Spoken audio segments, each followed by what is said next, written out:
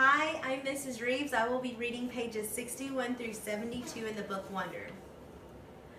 The rest of September was hard. I wasn't used to getting up so early in the morning. I wasn't used to this whole notion of homework. And I got my first quiz at the end of the month. I never got quizzes when Mom homeschooled me. I also didn't like how I had no free time anymore. Before, I was able to play whenever I wanted to, but now it felt like I always had stuff to do for school.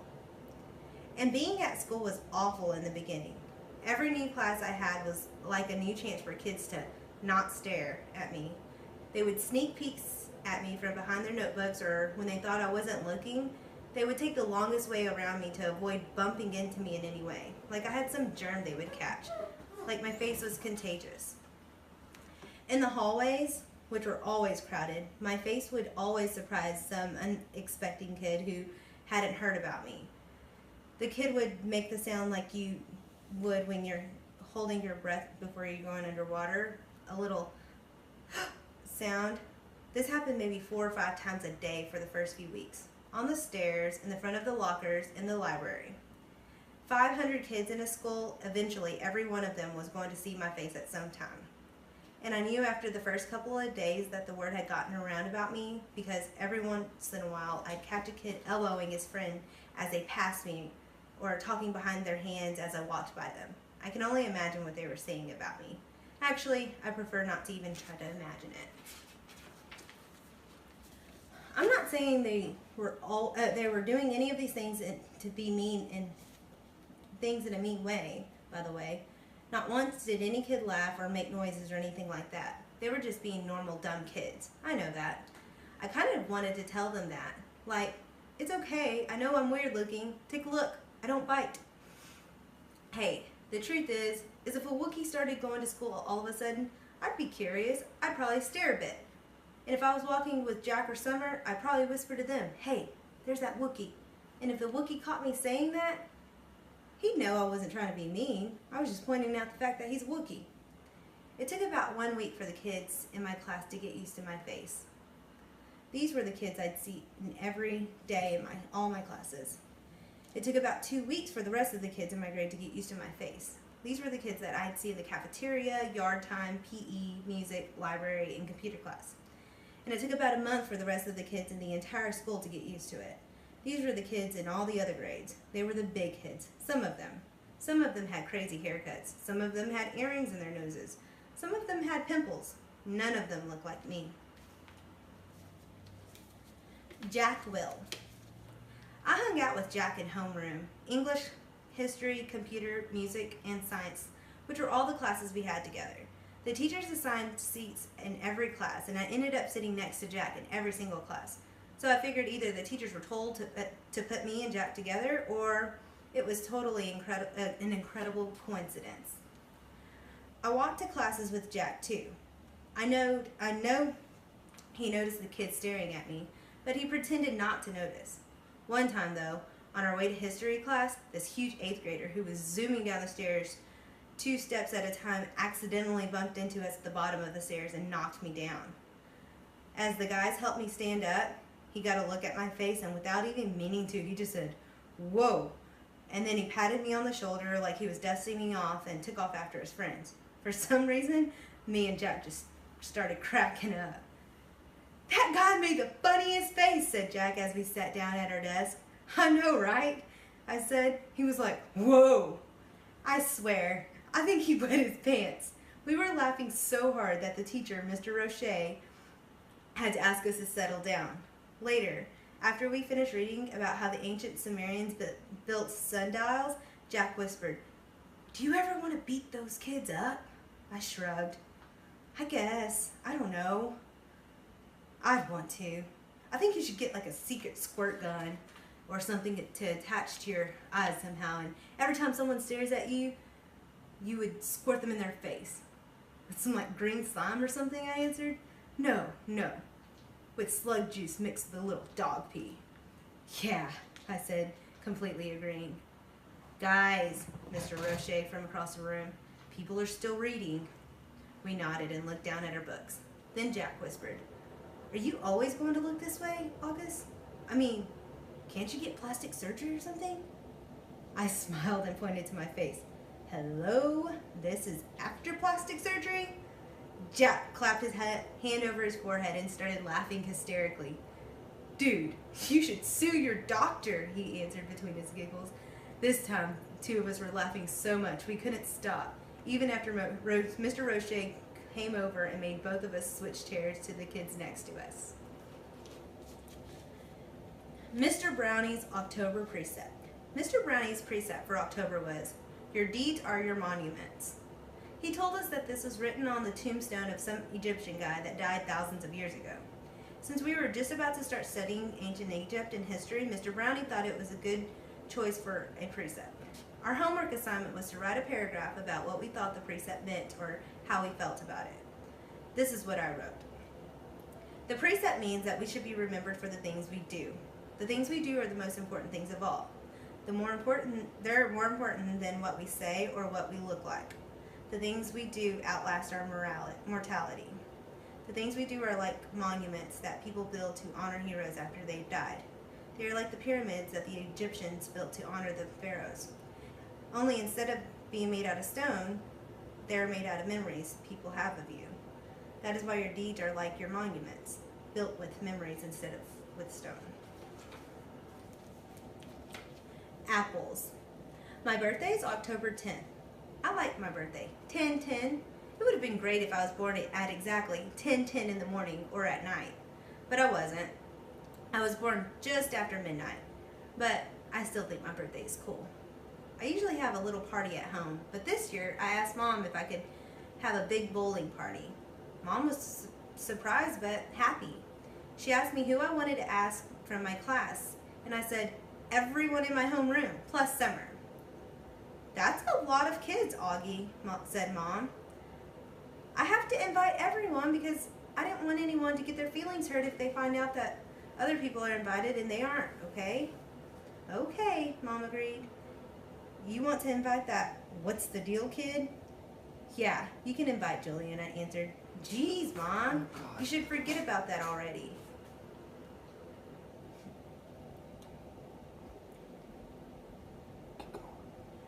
I know you're right.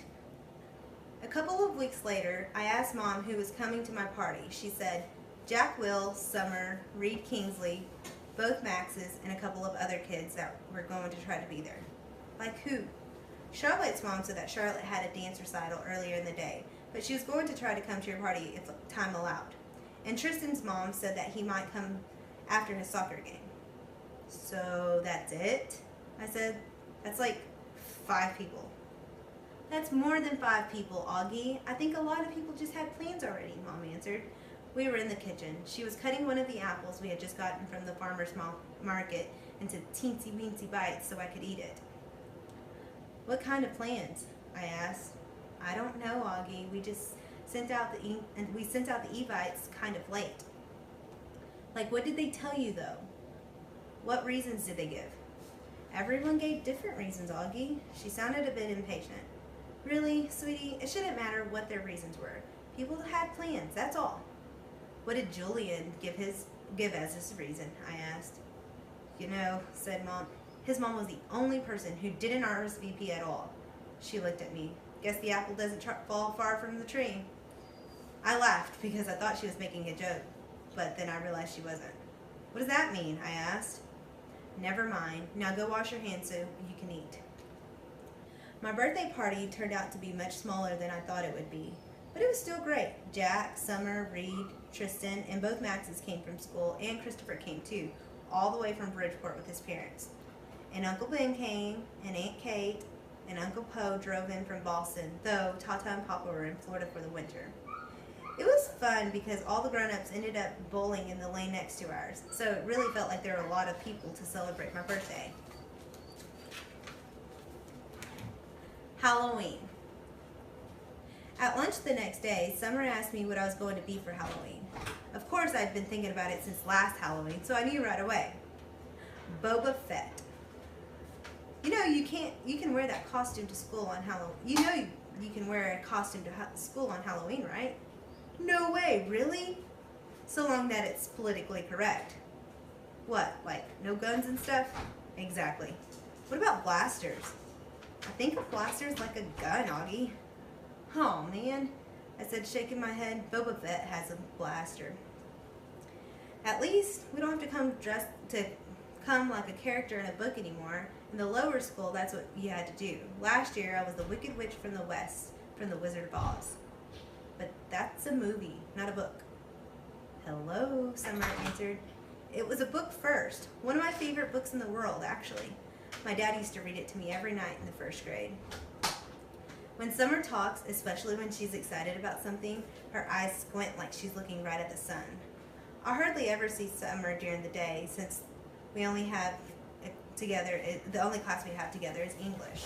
But ever since that first lunch at school, we have sat at the summer table together every day, just the two of us. So what are you going to be? I asked her. I don't know yet. I know what I'd really want to go as, but I think it might be too dorky, you know. Savannah's group isn't even wearing costumes this year. They think we're too old for Halloween. What? That's just dumb. I know, right? I thought you didn't care what those girls think. She shrugged and took a long drink of her milk. So, what's the dorky thing you want to go dress up as? I asked her, smiling. Promise not to laugh. She raised her eyebrows and shoulders, embarrassed. A unicorn. I smiled and I looked down at my sandwich. Hey, you promised not to laugh, she laughed. Okay, I said, but you're right. That is too dorky. I know, she said, but I have it all planned out. I'd make the head out of paper mache, I'd paint the horn gold and make my mane gold too. It would be so awesome. Okay, I shrugged. Then you should do it. Who cares what other people think, right? Maybe that's what I'll do. I'll just wear it for the Halloween parade, she said, snapping her fingers. And then just be like a golf girl for school. Yeah, that's it. That's what I'll do. Sounds like a plan, I nodded. Thanks, Augie, she giggled. You know, that's what I like best about you. I feel like I can tell you anything. Yeah, I answered, nodding, giving her a thumbs up sign. Cool beans. School pictures. I don't think anyone will be shocked to learn. I do not want to have my school picture taken on October 22nd. No way. No thank you. I stopped letting anyone take pictures of me a while ago. I guess you could call it a phobia. No, actually it's not a phobia. It's an aversion, which is a word I just learned in Mr. Brownie's class. I have an aversion to having my picture taken. There, I used it in a sentence.